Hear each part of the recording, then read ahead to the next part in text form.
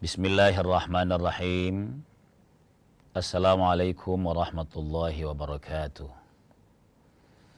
Alhamdulillahi rabbil alamin, alladzi an'amana ni'matal imani wal islam. Ashhadu an la ilaha illallah wahdahu la syarikalah. Wa ashhadu anna Muhammadan abduhu wa rasuluh. Allahumma salli wa sallim ala nabiyyikal karim Sayyidina wa maulana Muhammadin nabiyil ummi alladzi wulida wa bu'atsa bi Makkah thumma hajara wa mata wa dufina bil Madinah wa ala alihi wa sahbihi ajma'in, amma ba'd. Alhamdulillah, kita bersyukur kehadirat Allah Subhanahu wa taala, betapa segarnya kita, betapa sehatnya kita, betapa warasnya pikiran segar kita pagi hari ini. Allah anugerahkan nikmat kepada kita berkat didikan orang tua kita sebagai guru utama. Salawat dan salam atas junjungan kita Nabi Allah Muhammad sallallahu alaihi wasallam. Pemirsa yang berbahagia, Allah Maha Pengasih dan Penyayang. Allah sangat mendambakan dan punya banyak cara memuliakan makhluknya, hambanya terutama yang bernama manusia, agar mulia di hidupnya di dunia dan di akhirat.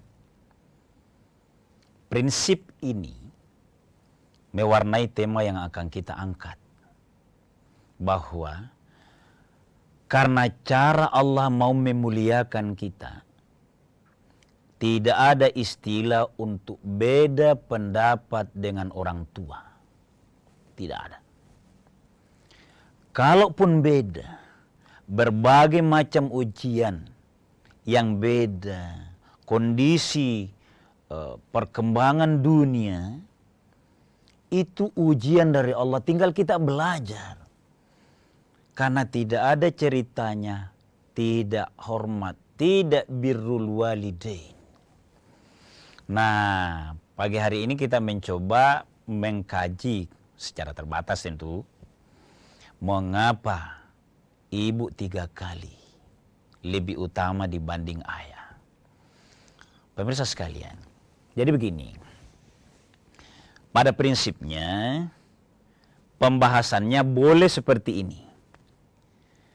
Dihitung 3 kali ibumu, yang keempat baru bapakmu. Itu boleh. Ada maknanya.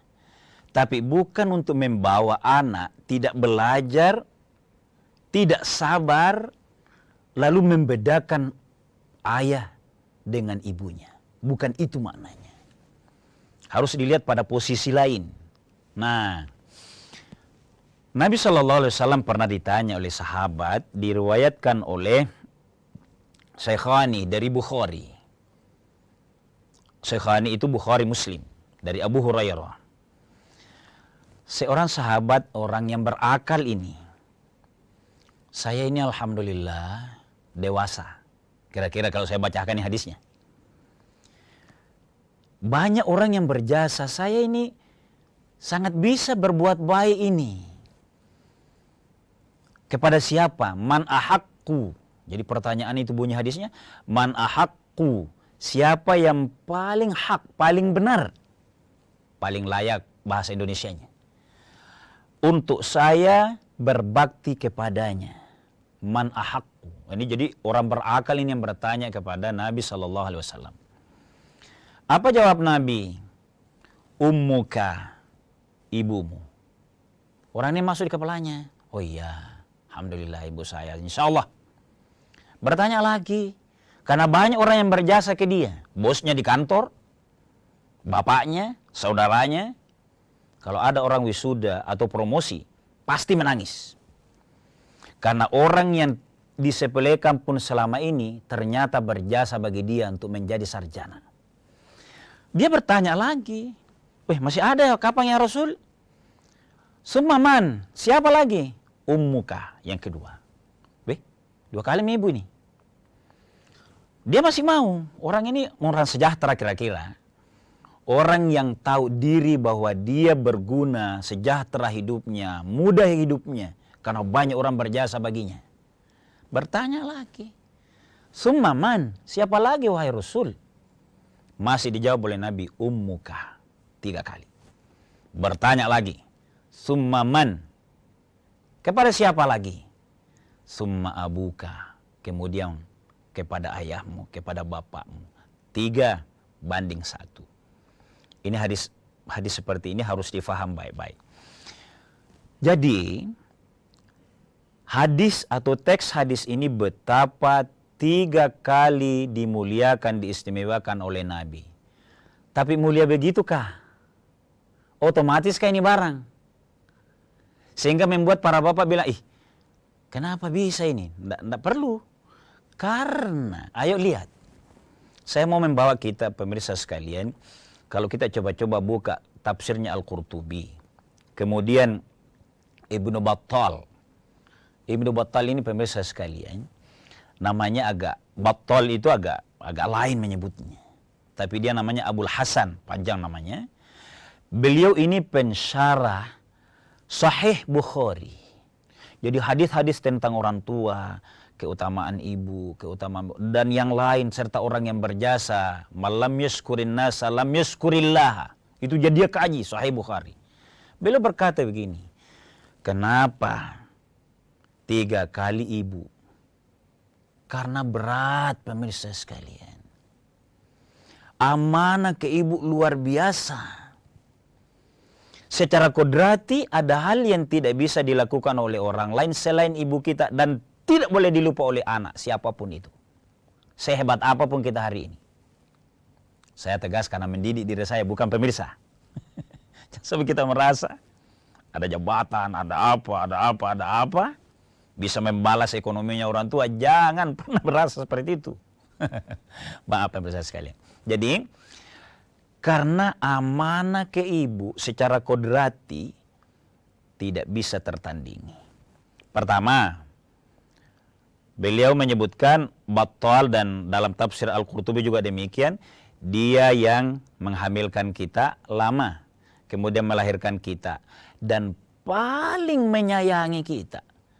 Bapak menyayangi kita itu demi masa depan, pakai rasio. Tapi ibu rasa menangis. Tapi kita lanjut setelah jeda sejenak.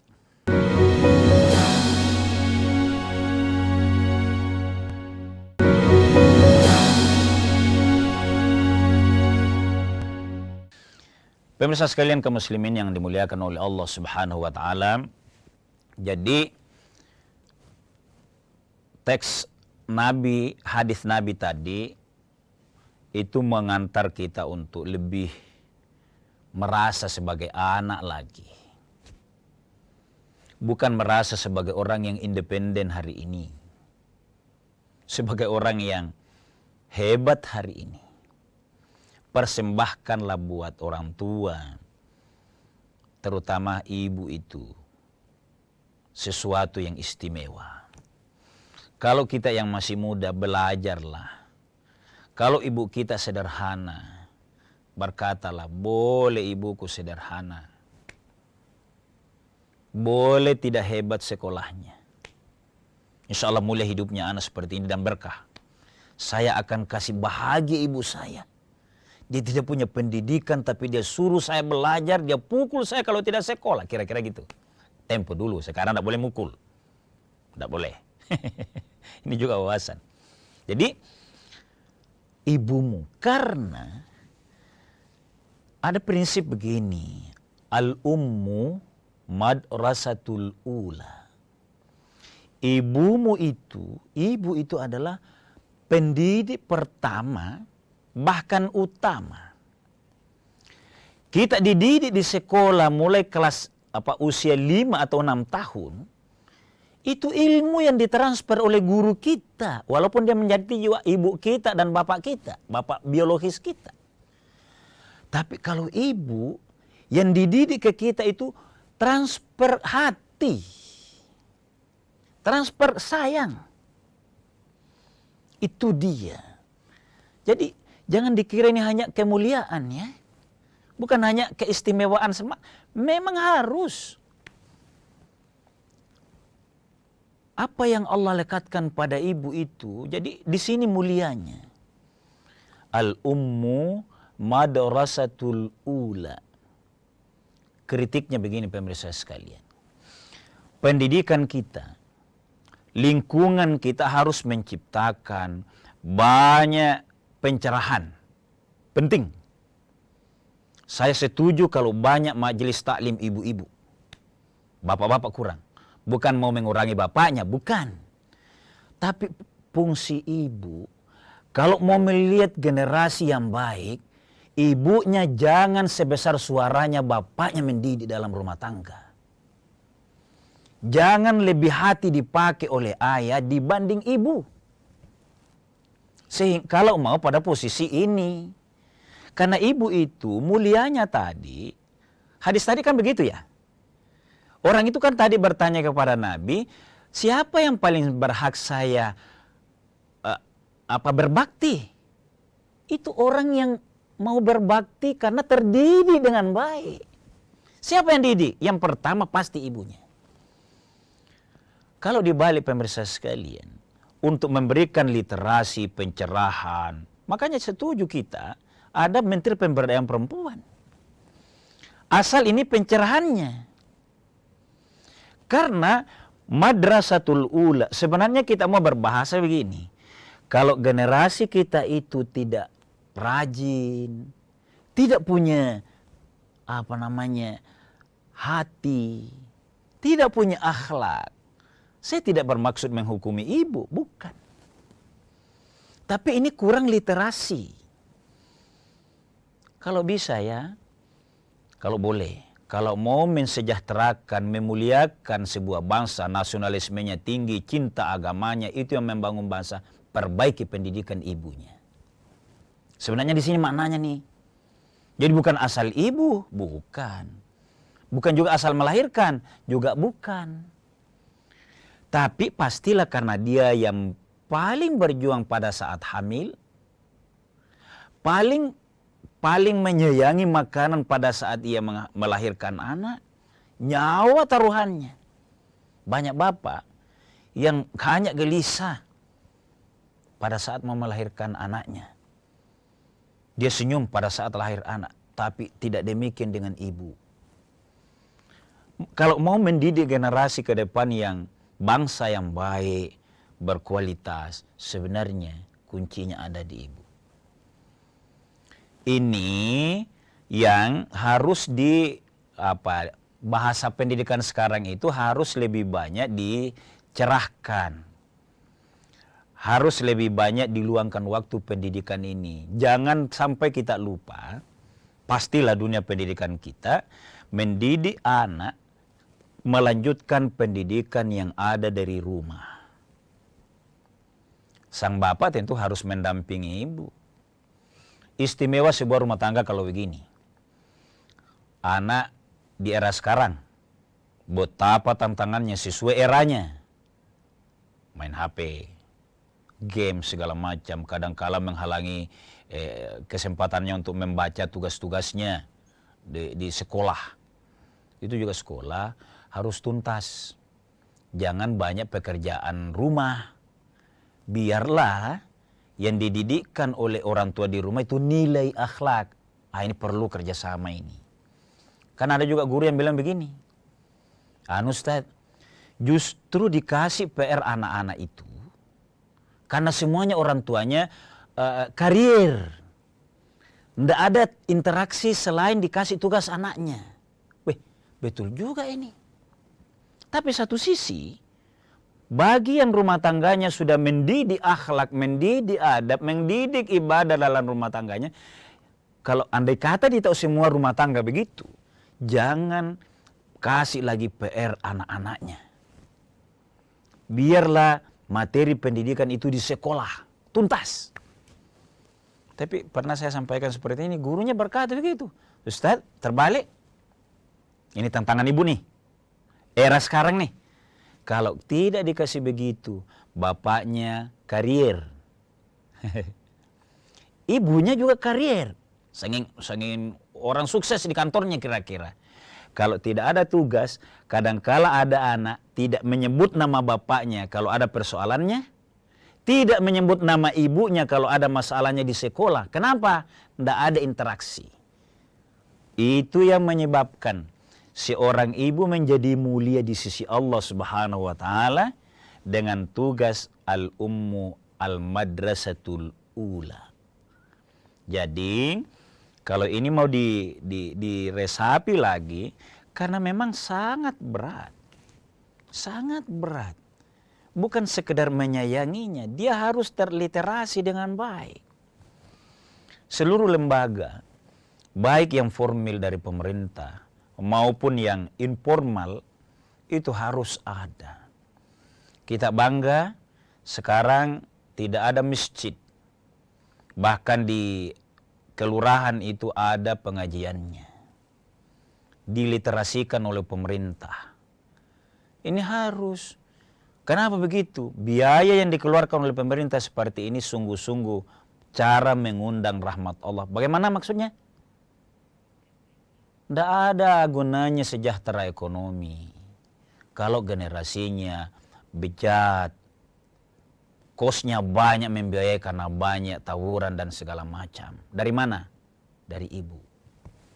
Kita lanjut setelah jeda sejenak.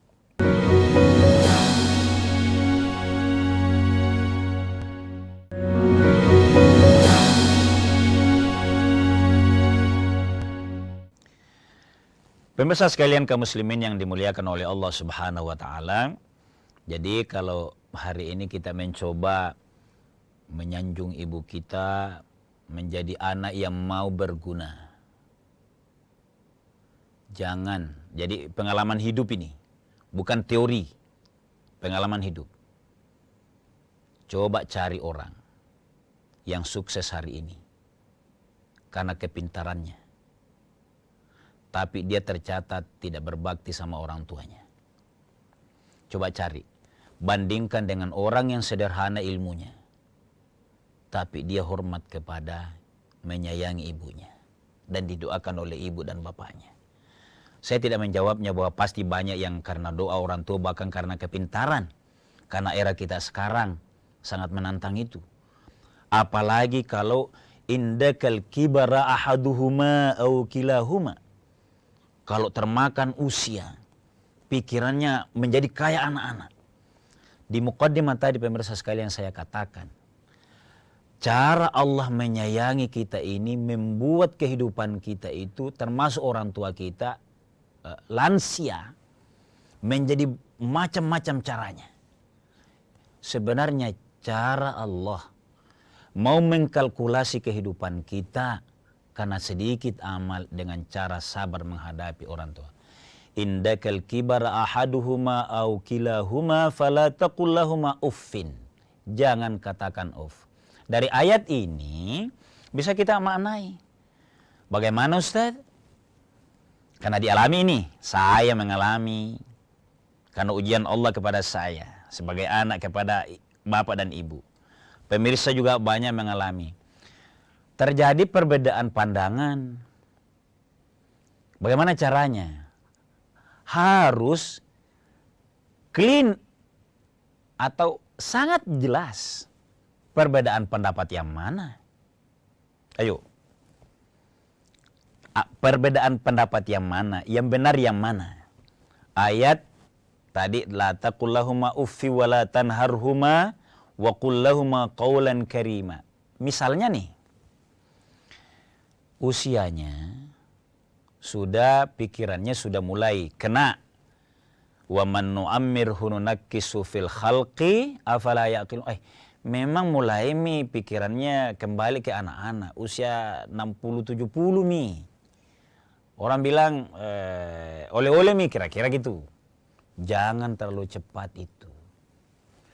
Tapi andai kata kondisi ini pun hak-haknya makin kita tidak sesuai, tanya dan bandingkan bahwa kita pintar hari ini, sukses hari ini di kantor akibat didikan orang tua. Itu dulu dipaham. Sekarang caranya, Kalau beda sama sekali bahkan mempermalukan, hal-hal tentu kita tahu karena ini kasuistik. Kita harus punya cara, pastikan tidak pernah menghardik, tidak pernah marah. Pastikan itu. Kalau tidak menemukan cara, cari caranya. Masa kita sudah sarjana tidak bisa menemukan caranya? Minimal sekali sabar. Itu dia. Ini kepada orang tua. Maka kalau kita dihadapkan, saya misalnya mau memberikan sesuatu yang menurut teorinya kita menyehatkan orang tua, dipindahkan misalnya rumahnya. Tidak mau. Misalnya ini. Dikasih penjelasan ini, bagus ini. Tidak mau. Kebersihan begini, tidak mau. Sebenarnya, mungkin Allah masih menyuruh kita belajar. Cara apa sehingga mulia tidak menghardik itu bisa menarik orang tua. Kalau belum bisa, termasuk saya menyebutkan saja demikian, berarti masih harus belajar. Banyak yang mengalami ini. Jadi harus ambil dulu prinsipnya. La taqul lahuma jangan katakan wala tanharhuma, jangan menghardik. Wa qul lahuma qawlan karima. Caranya, cari cara karima, mulia. Jadi kalau tidak bisa menjelaskan itu, akui, orang tua saya itu tidak sekolah, kasihan. Jangan menyebabkan kita sepelekan, jangan.